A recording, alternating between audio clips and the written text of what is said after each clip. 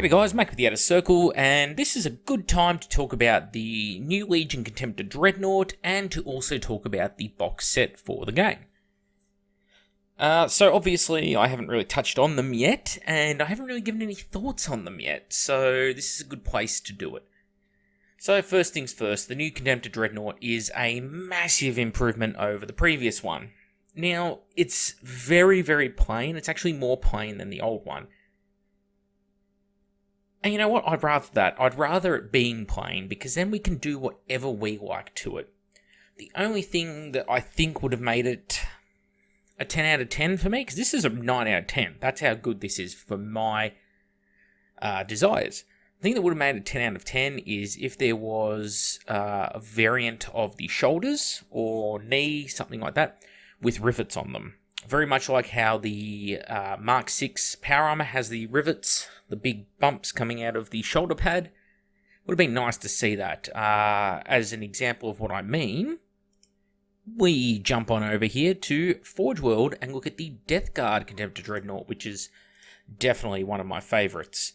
Up there with, I think my favourite, absolute favourite is the World Eaters one, but this is a close runner-up. And you can see on the left side of the screen, the right side of this Dreadnought's chest, there is a bunch of rivets and such, and it's a great look, and I just really like it, especially the segmented armor on the back of the legs. So this is a 10 out of 10 Dreadnought for me, this Death Guard one, and the World Eaters one is an 11 out of 10. In fact, I'll bring that up just to show it off, with that awesome, just everything about the Thunderbolt pattern on the chest, not just the World Eaters Legion icon, but the Thunderbolt pattern behind it, the rivets on the lower left leg and the top right shoulder. They're just it's such a classy Dreadnought. It's just perfect. So, yeah, this one's pretty plain in comparison, so it would be nice to have a couple of those panels as optional extras, but hey, a plain Dreadnought like this leaves room for me to add that stuff later. I don't have to cut and file and shave a bunch of crap off this because it's overdone, which is the opposite of the Praetors that they previewed, where they've just been so overblown that, well, read the comments section if you don't believe me. The comments sections on all the videos have just been full of people saying these models, I would use them, but I'd have to shave a bunch of stuff off. Anyway, only positives about that. It also seems like it comes with quite a few different weapons options. So that'll be interesting, because the last one came with Multi-Melter, and, well, you had Multi-Melter, and, oh, don't forget Multi-Melter. Okay, there was an Assault Cannon, but still. Multi-Melter. They were really insistent on Multi-Melters on that original Rigor Mortis pattern Contemptor Dreadnought, whereas this one's a lot better. I don't know how I feel about the Havoc launcher. It doesn't look like the 40k ones, and it's very sleek and curved, which I know why they've done it, just to suit the shape of the hull and the fact that the Contemptor itself is very curved, but I think I prefer like the twin pod Cyclone missile launcher that they had over at Forge World a bit more. It's fine. It's fine. Does the job. No, I don't really have anything bad to say about it. In fact, like I said, I think it's quite good, quite well designed. I am noticing though that on the helmet of the Dreadnought, the rivet right in the middle of its nose is offset to one side, and that's gonna annoy me. But that's not an actual problem really, unless you're obsessive compulsive or something, which I must be. All right, box set. What's it gonna retail for? Don't know. But the answer is obviously a lot, and some people this will be the perfect starter set for. It is not the perfect starter set for me, and I've been playing Heresy for a long time, guys. As regular listeners will know, I've been playing the Horus Heresy game since release, and I was playing fan-made Heresy stuff prior to release, so was Kat. We had Heresy armies back before it was cool, but anyway, I don't have a problem with the models they're including, with the exception of probably the Spartan. The Spartan is going to add a significant cost to the box, and it is not a tank for everyone. It's not a tank I really care for, in fact, in general. It's not a tank I generally will recommend to people, especially for a starting army. Yes, it has its place, it can transport Terminators and things like that, and But think about it. The 40 Marines in the box, fantastic starting force. The old days of people buying these boxes to split with a friend are long gone because the models can be used for both sides of this conflict. People aren't buying this box to split with a friend, I dare say. Even if they were, there is such a power imbalance between the halves of the box. Like, they're trying to make up for Terminator's squad and a Spartan with 2 squads of tactical Marines and a Dreadnought, and that maths just doesn't fly by several hundred points. You can't go doing that.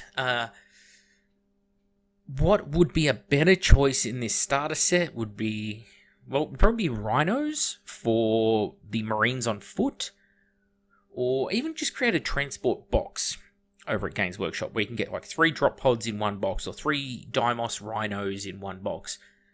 Have a Predator support team, Predator battle tanks, heavy weapons or special weapons. I mean, we haven't seen the sprues yet, but the fact they've shown 0 versions of these Beakies, even when leaks, with heavy weapons suggests that they are not compatible with heavy weapons as they are presented here.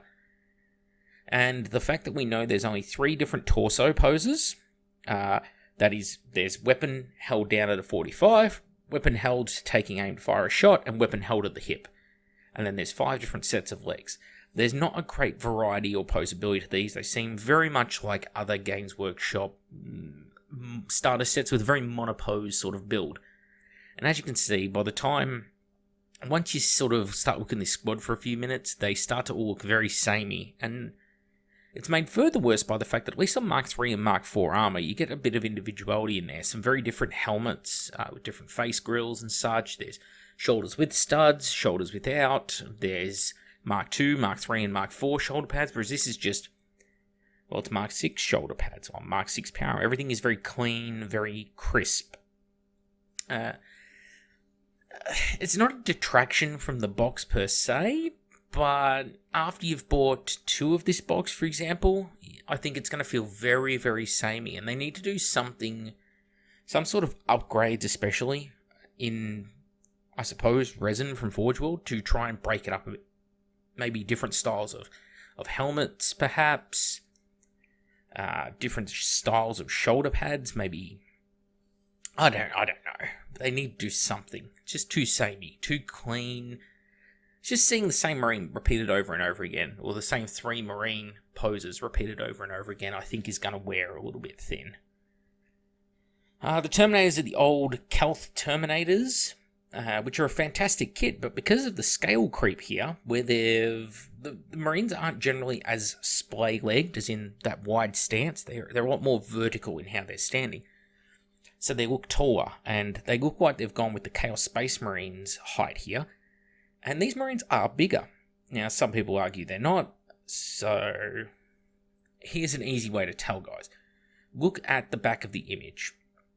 Where you see the Terminator that's furthest to the left, he's about the second from the top on the left-hand side.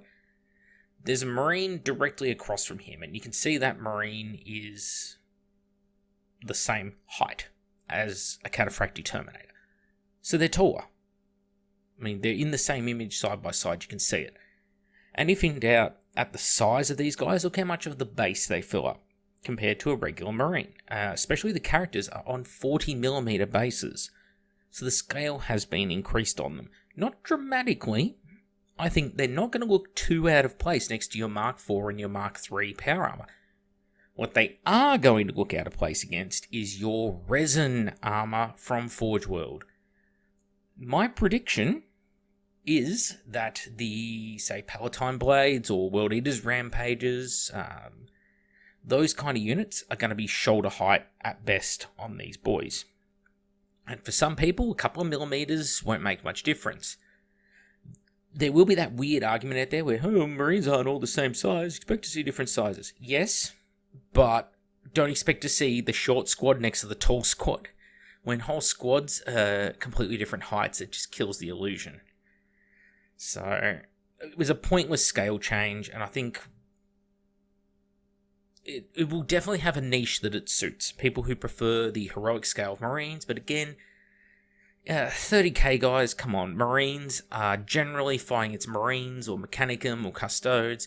they're not fighting very often against militia and Solar Auxiliary. It does happen. Those armies are beautiful, but they're very poorly supported, so you don't see too many of them out there, sadly. And when they're next to those armies, yeah, okay, the Marines don't look very big, but when you put them around Custodes and other Marine armies and Mechanicum, you can't tell what scale they are. You can't tell if they're not true scale Marines.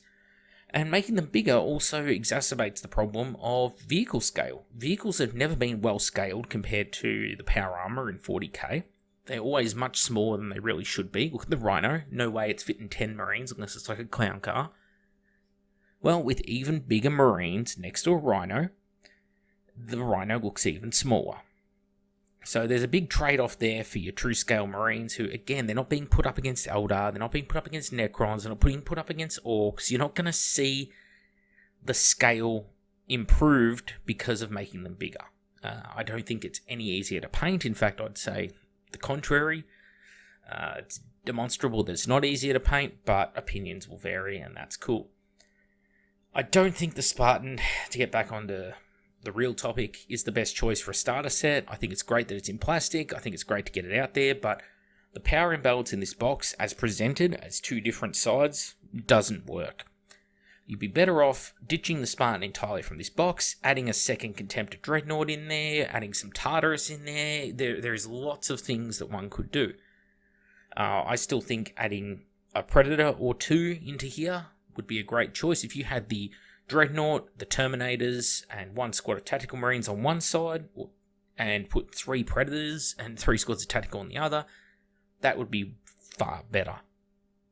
Maybe even a heavy weapons team. There's just so much you could do with the box, and instead you're getting generic combat Praetors. Well, they're not even generic. They're weirdly proportioned, weirdly armored, some sort of artificer armor. I don't know what they are.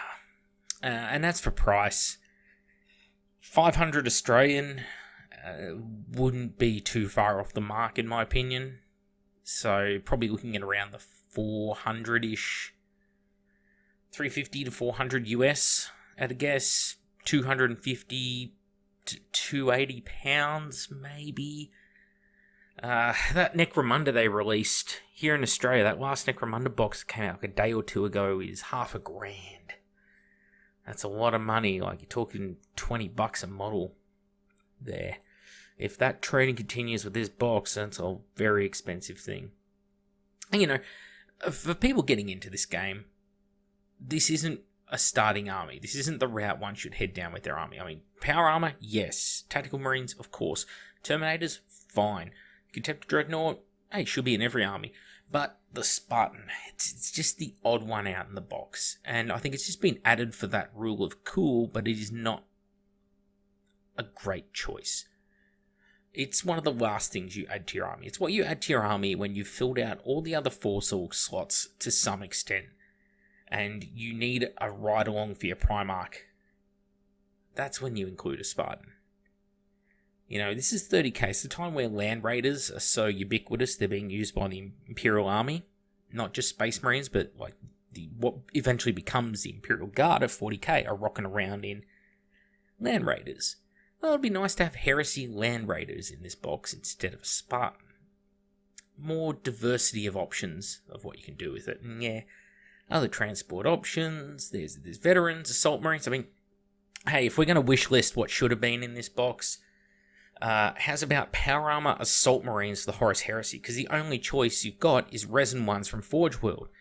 So you're going to get those guys. They're going to be short asses next to the power armor you get in this box. And you've already got 2 other types of plastic power armor with bolt guns. How many different bolt guns kits do we need, guys?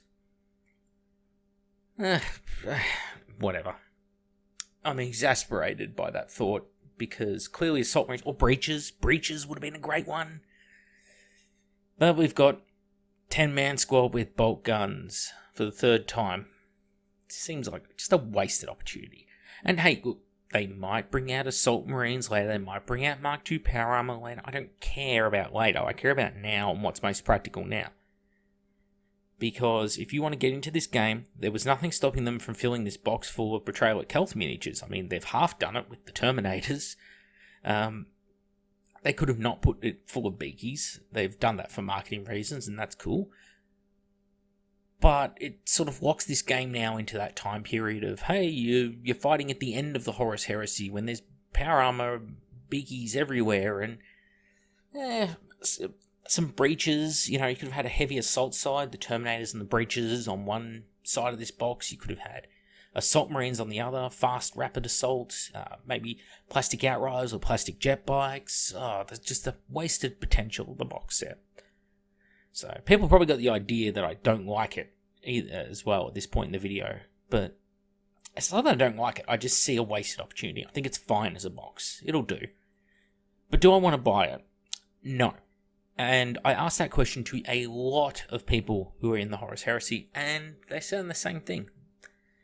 So I guess the market for it is going to be those diehard Horus Heresy fans who are holding out for their plastic Spartan and the beakies and such. There'll always be that group of really keen to purchase people, we'll call them. Potentially their own worst enemies in this regard, but that group's very real. But I think it's really targeted at people playing other game systems like 40k, and I think we need to talk about the 40k people coming across the Heresy in the next video. Anyway, that's all from me. I've rambled a lot this episode. I apologise for that, but there was a lot to say, and I couldn't get it out in a very succinct section, so I do apologise for that. But don't hold it against me. As I said, we've got worse things to talk about when it comes to 40k players entering 30k, and that's next episode. So until then, overall positive thoughts. I think it'll be a fine box, just perfectly fine, acceptable. The Dreadnought is definitely the best part of this new box for me personally. I don't really care for Plastic Spartan. Yep, cool, it's Plastic Spartan, great. Don't care for the power armor. Don't care for the current Terminators. Would happily shoot into little pieces those Praetors, they're that bad. But this is nice. This Dreadnought's nice. It's the pick of the box. And it's a shame that they couldn't do this 6 years back for Betrayal at Kelth. They would have sold a lot more of it. Anyway, back with the Outer Circle. Thank you all for watching the episode. I hope you got something out of it, and I'll see you all on the next one.